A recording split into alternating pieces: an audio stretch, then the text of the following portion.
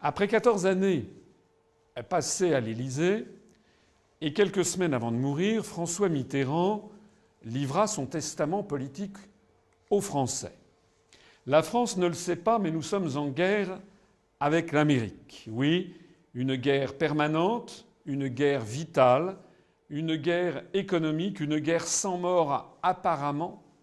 Oui, ils sont très durs, les Américains. Ils sont voraces, ils veulent un pouvoir sans partage sur le monde.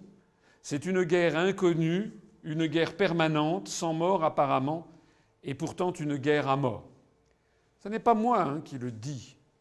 C'est François Mitterrand, quelques semaines avant de mourir, dans un ouvrage qui s'appelle Le Dernier Mitterrand, de confidence qu'il a faite au journaliste Georges-Marc Benamou, à l'époque journaliste au Nouvel Observateur.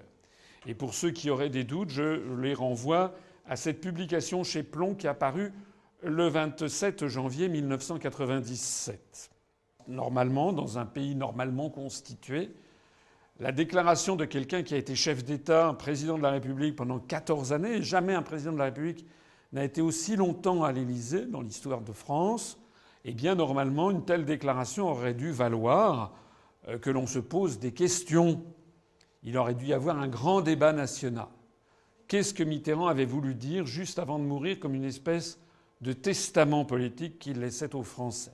Il n'en a rien été. Ça a fait l'objet d'un entrefilet dans un journal ou deux, dans Le Monde, Le Figaro, et puis on a fait silence.